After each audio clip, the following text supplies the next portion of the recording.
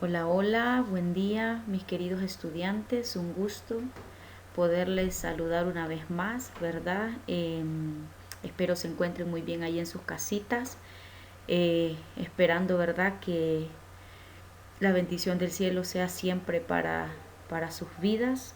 Pues esta semana vamos a estar estudiando la Revolución Francesa, ¿verdad? Feliz inicio de año, antes de todo.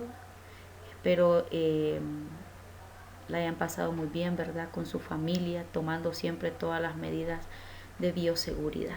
Pues esta semana vamos a estar estudiando sobre la Revolución Francesa, vamos a estar estudiando cómo surge la Revolución Francesa, ¿verdad? Entre otros términos.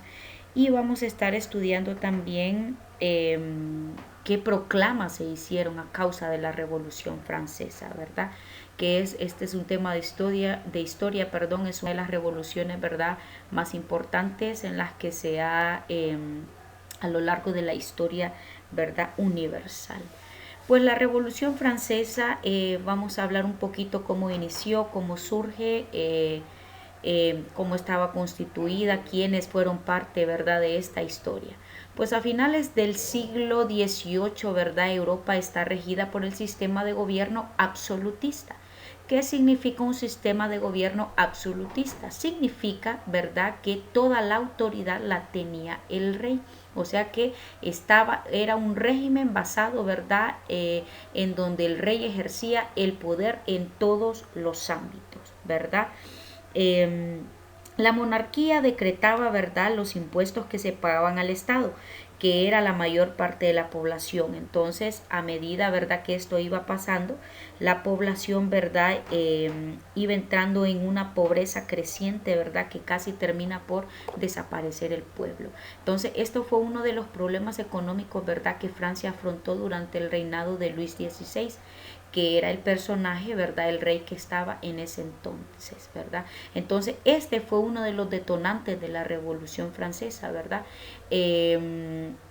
Lo menciono nuevamente. Uno de los detonantes para que surgiera la Revolución Francesa fue que la monarquía estaba decretando impuestos, ¿verdad? Que todo el Estado llano pagara impuestos. El Estado llano, ellos le llamaban Estado llano a toda la población.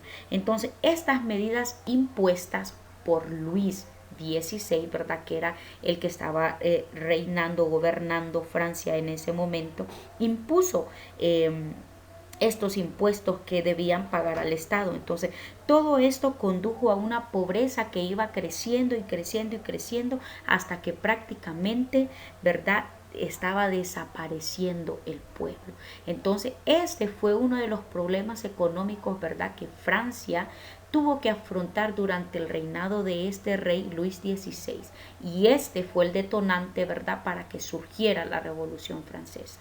Ahora bien, durante esta crisis, ¿verdad?, el rey Luis XVI, obviamente, ¿verdad?, reunió a las asambleas de los notables para poder ver qué era lo que se iba a hacer. Pero recordemos que durante todo ese tiempo, o no solo eran las cosas impuestas por el rey, ¿verdad?, sino que también la población, el pueblo estaba buscando igualdad de condiciones, ¿verdad?, que hubiese igualdad de condiciones. Entonces, la Revolución Francesa no solo surge porque el rey quería imponer que el pueblo pagara impuestos al Estado. También surge porque el pueblo estaba buscando igualdad de condiciones. Eso los motivó, ¿verdad?, al primer intento a que ellos pudiesen por primera vez hacer, digámoslo así, su huelga, por decirlo en nuestras palabras. Ese fue el primer intento que hicieron, ¿verdad? Entonces, esto que hicieron fue una expresión, ¿verdad?, de la crisis que había en ese entonces en Europa debido a las monarquías absolutistas, ¿verdad?, por el señor rey Luis XVI, ¿verdad? Entonces, así es como inicia la Revolución Francesa.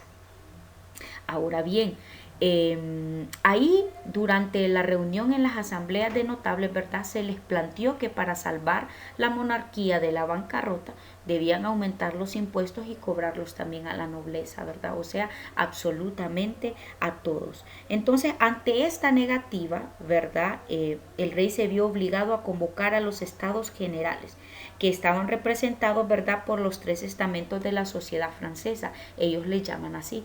¿Cuáles son esos tres estamentos de la sociedad francesa? Aquí los tengo yo. La nobleza, el clero y el pueblo llano. Les voy a explicar un poquito sobre la nobleza, el clero y el pueblo llano, que eran los tres estamentos de la sociedad francesa. Entonces, cada uno de estos estamentos, chicos, deliberaba por separado, ¿verdad? Y después ellos tenían que emitir un voto, o sea, votaban. El clero, la nobleza y el clero, perdón, siempre imponían su punto de vista, ya que el pueblo, ¿verdad?, aunque era el más numeroso, solo contaba con un voto. Quiere decir que el pueblo era el pueblo llano. Entonces, la nobleza y el clero siempre se reunían para emitir sus votos, quiere decir que eran 2 contra 1, por decirlo así, entonces siempre ganaban, ¿verdad? Aún siendo el pueblo el más numeroso, ¿verdad? Entonces, el pueblo llano, obviamente, ¿verdad?, solo contaba con un voto.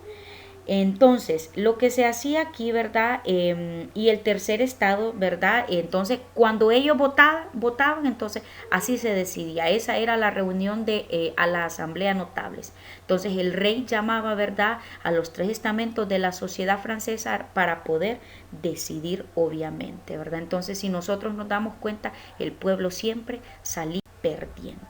Ahora bien, ¿cómo viene el fin del absolutismo? O sea, el fin de que el rey ya no tuviera el poder absoluto. Recordemos que absolutismo, ¿verdad?, es un régimen donde el rey tenía el poder absoluto de gobernar. Entonces, ¿cómo viene este fin? ¿Cómo llega a su fin el absolutismo? Llega cuando Francia, ¿verdad?, se convierte en una monarquía constitucional, en la que el rey, ¿verdad?, ya no puede actuar solo, sino que estaría limitado por el poder de una Cámara de Representantes, obviamente elegida por el pueblo. Entonces, frente a esto, Luis XVI, ¿verdad?, quiso deshacerse de la Asamblea Nacional Constituyente, o sea, que quiso deshacerse de la Cámara de Representantes que el pueblo, ¿verdad?, había elegido.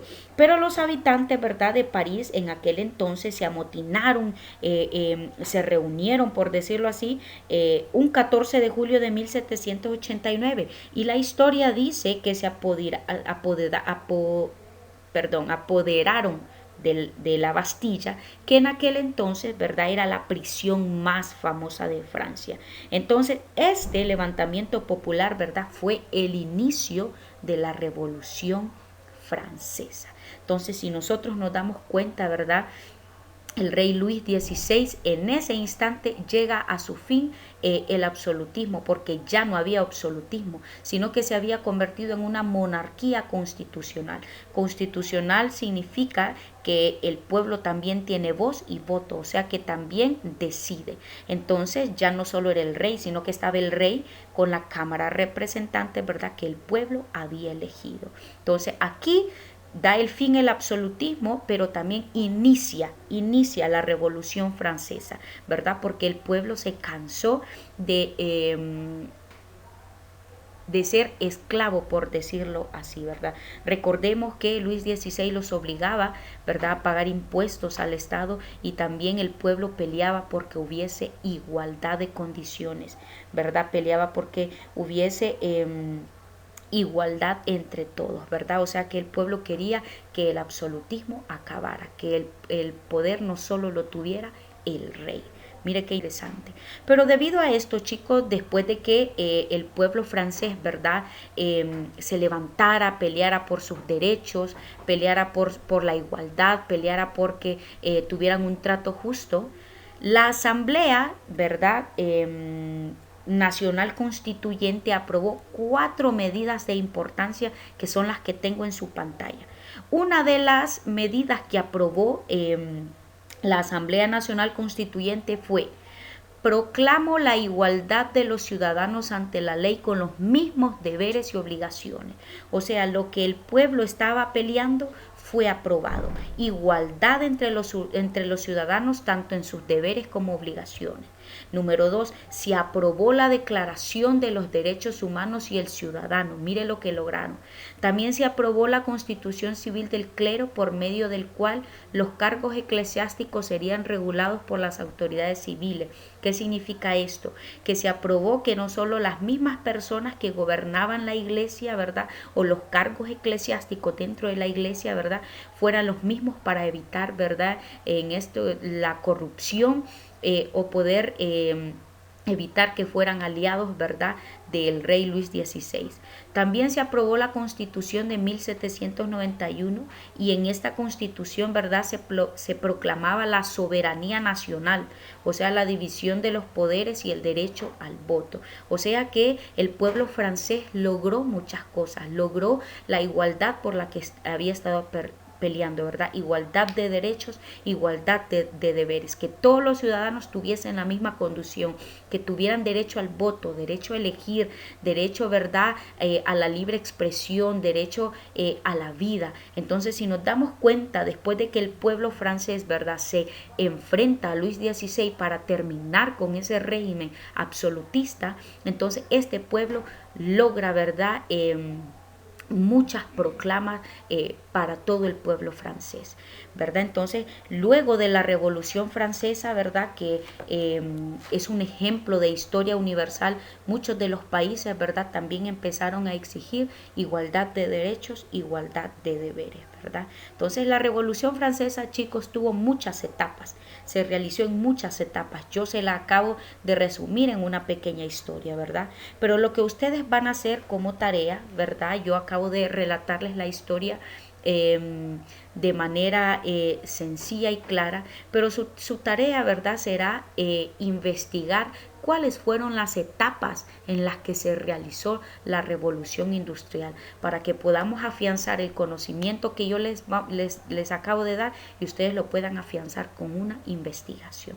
Entonces, cualquier duda o pregunta que tengan, ¿verdad?, nos vamos a estar viendo siempre, o pueden escribirme a mi WhatsApp, ¿verdad?, y yo siempre voy a estar para servirles.